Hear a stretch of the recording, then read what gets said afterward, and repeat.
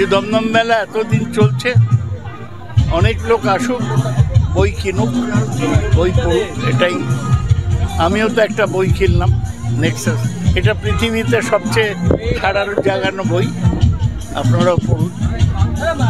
সমান ছিল, কত বাড়ছে, জনসংখ্যা জায়গায় আটকে। বইমেলা তো আমি একটু আগেই বললাম যে বইমেলা আমাদের খুব, বইমেলার একটা খুব, আমাদের অনেকগুলো এখানে সাংস্কৃতিক মেলা হয়। আমি দেবাশিস বন্দ্যোপাধ্যায়কে ধন্যবাদ জানাবো, পৌর প্রতিনিধি। বইমেলা আমাদের এখানে এবার গত 2 বছর ধরেও দায়িত্ব পেয়েছে এবং তারপর বইমেলা সম্পূর্ণ একটা চেহারা আমাদের এখানে পাল্টে গেছে। কিন্তু সমস্ত বই আসে, দারুণ দারুণ প্রকাশকরা এখানে আসে এবং দমদম কেন্দ্রিক একটা সন্নিহিত এলাকার প্রচুর বই প্রেমী মানুষরা, পুস্তক প্রেমী মানুষরা এখানে আসেন। সবাইকে আমি এখানে আসতে আহ্বান জানাবো। 26,000 নিয়োগ যেটা বারবার করে বলা হচ্ছে, যে শর্টিং এর কাজ, সেই শর্টিং এর কাজ কি শুরু হয়েছে? এসএসসি কথা বলবে এটা নিয়ে।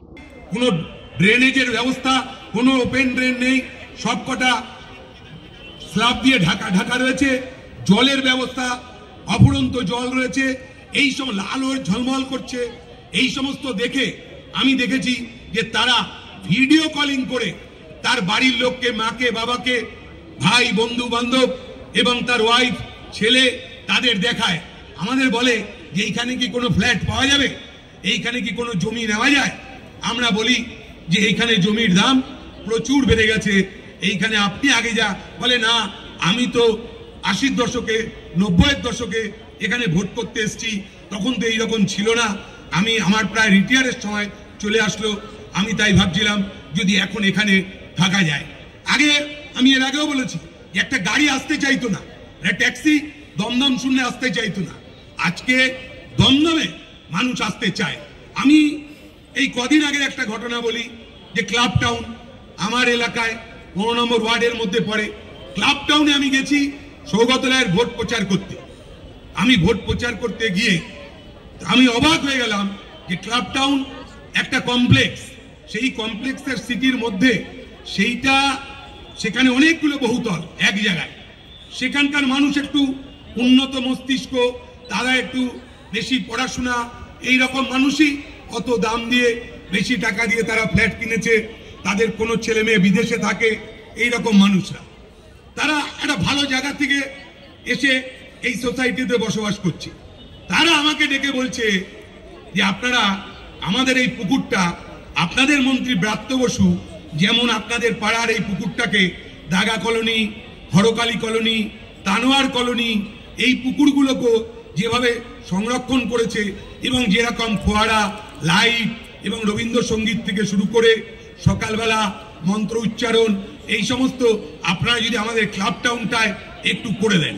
আমি হতবাক হয়ে গেছি যে আগে কলোনির লোকরা বলতো যে আমাদেরটা ওই জায়গার মতন করে দিন, আর এখন আমরা কতটা পাল্টেছি, প্রাপ্ত বসুরা এই জায়গা কতটা পাল্টেছে যে ক্লাব টাউনের লোকেরা বলছে যে আমাদের জায়গাটা আপনাদের মতন করে দিন। এটাই প্রাপ্ত বসু, এটাই মমতা বন্দ্যোপাধ্যায়, এটাই সৌগত রায়। এই যে পরিবর্তন আমাদের মধ্যে এসছে, আমি যদি ভুল না করি তাহলে আপনাদের মনের মধ্যেও এই একই জিনিস চলছে যে সত্যি আমরা এই দমদমই আমরা স্বপ্নে দেখতাম, এই দমদমই আমরা চেয়েছিলাম।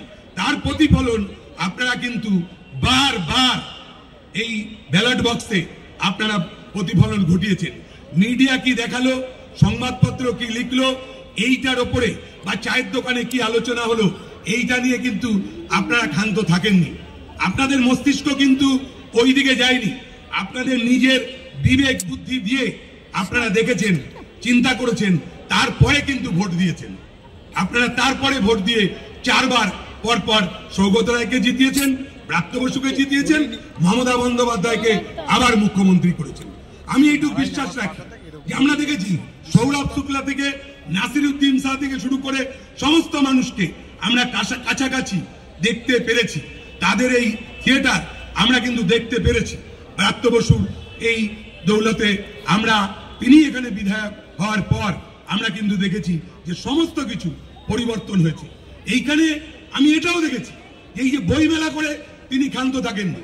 আমরা দেখেছি যে প্রতিটা এলাকায় যেভাবে তিনি বসেছেন, এরকম পশ্চিমবঙ্গে আমি কোনোদিন দেখিও নি। আমি 80 দশক থেকে রাজনীতি করি, 80 সাল।